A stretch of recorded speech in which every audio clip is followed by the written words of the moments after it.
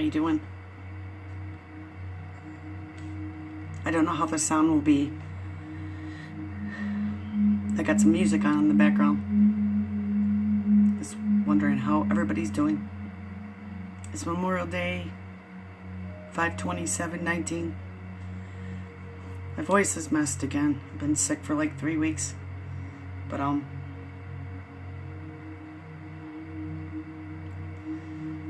felt like I wanted to make a video and get in touch with some people and, see how you're all doing and feeling.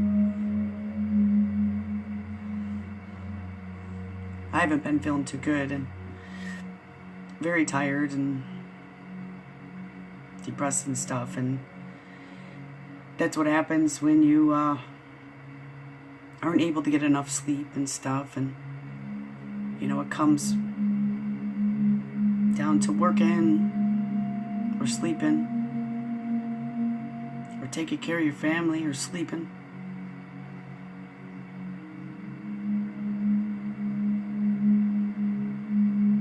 So I've been able to take care of myself in a long time. And then there's the friend on here, what's really cool is we haven't even known each other long, and I didn't contact her through the email yet or anything. I've been meaning to, but too many things are popping up. And that's how my life already is. I never have enough time. And some people think I lie.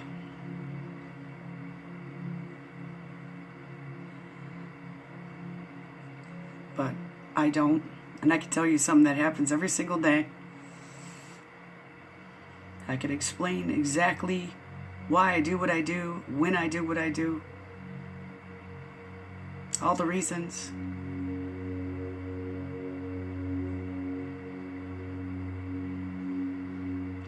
But that's one thing that I wish that people could understand, is that, for instance, you have an autistic kid, or if you have a disability, or if you have depression, or if you have anxiety, you were born with a disability, you developed one, no matter what. Like, I know people with fibromyalgia and cancer, and you can't expect those people to do the same things that you do. You can't expect those people to be at the same place as you are. You can't expect them to show up for all the holidays and birthdays, and you can't count on them. Sad to say, I used to be able to, people could count on me all the time. I was always there. But when something happens in your life, or you have something that's lifelong, or you can't do it, people will treat you different.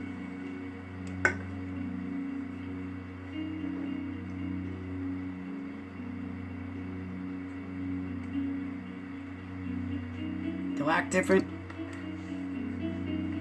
You won't have what you had before. Your friendship will dissolve. There are some people out there, though, that did you ever meet somebody who, no matter when you call them, how long it's been or whatever, you just pick up where it was before and everything's just back to where it was? I like those kind of people. I consider myself one of them people. Because I've had to learn to understand that people go through hard times and very huge difficulties, stumbling blocks, roadblocks.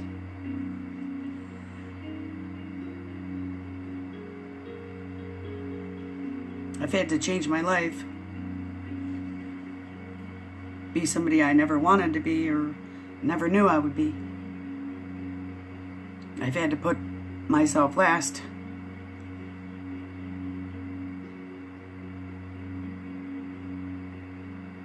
And now it's getting to the point where my health is suffering. So, let's go see if we can put myself first, which is practically impossible.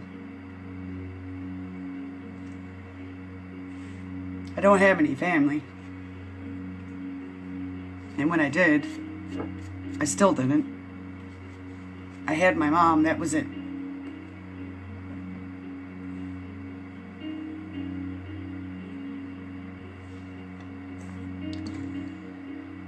So when she got sick, and I never expected her to watch my son or nothing. That was another problem. Is he can't stay with people. He just don't. He don't. He tried one time to spend the night somewhere. One time. And within an hour I had to go get him. And they would say, keep trying. I just gotta tell you what. In autism, you're comfortable with what you live. You do what you're used to. You just do what you're comfortable with. And that's how it is. And people don't agree with how I raise them or what I've done. They think that I keep him from them, and that's not the truth. He keeps himself from me, even. It's so hard to get into his mind and heart.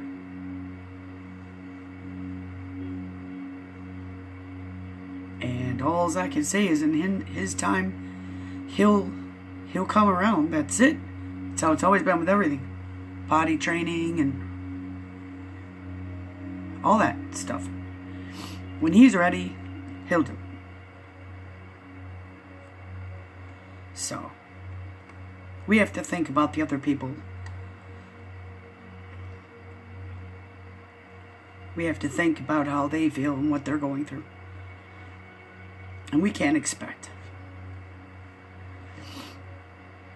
But on the other hand, the type of person I am, I will go to great lengths to help people and talk to people and give them my time, and because in that it helps me and I learn a lot from it. And that's the way I've learned all my life is, say for instance, I'm in a gas station and a guy's talking about the car that broke down or excuse me, anything. I learn from that. And my dad isn't around to teach me, and as a kid he was never there for me, and as an adult he wasn't. When I met a boyfriend, he was so happy. He said, move in with him. Let him move in with you. Because I already had my apartment. Because I got kicked out when I was 16. Yet my brother still lives at home at the age of 42. And he's never been on his own.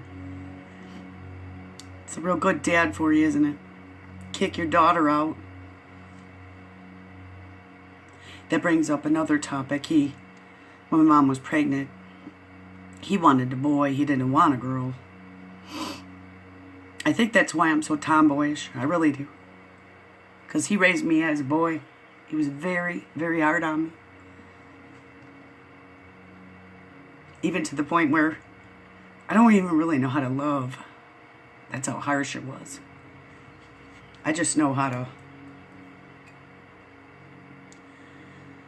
stand by people and help them through their difficulties and stuff, because I know how hard it was for me, and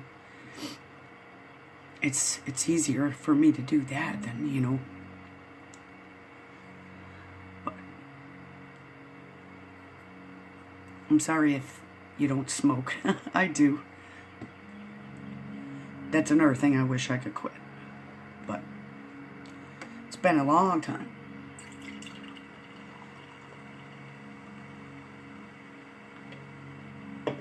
So, I still smoke. But anyway, my biggest beef with people is they're not wanting to understand what I'm going through, and to not want to believe that I'm still going through this when my son's 21. And I've had to lose out. I wish they could look at the way I've had to change my life. And what I'm not able to do. And what I want to do so bad. But they don't think about that. They take it the wrong way. They think that you're screwing them over. You don't love them. You don't want to come around. Blah, blah, blah. It's the farthest from the truth. And you know what's so interesting is they've never asked me. They've never come out and say, hey, What happened? How come you can't come?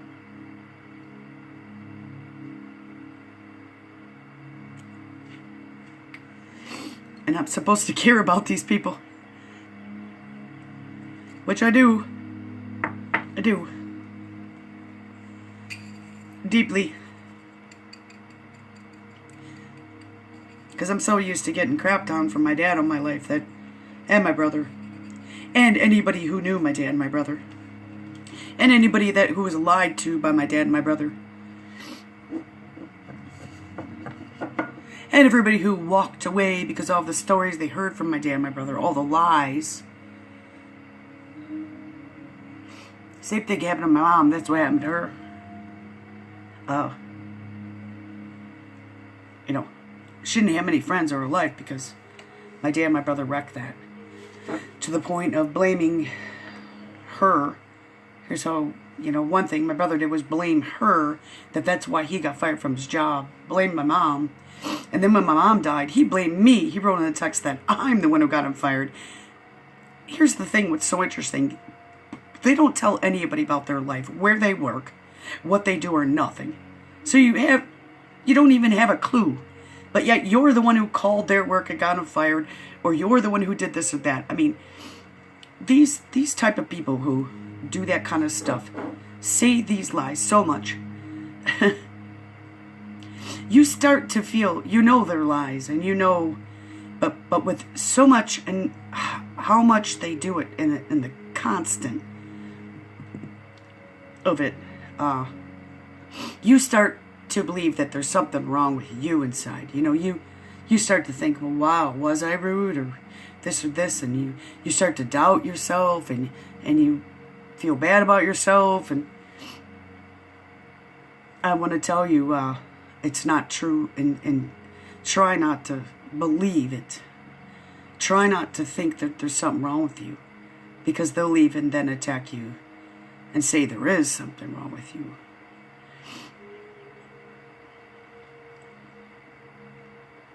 But I'm still working on my life.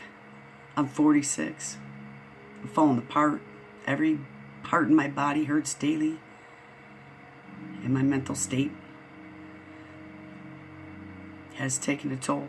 But I'm going to end this video right now. I hope you're having a great Memorial Day.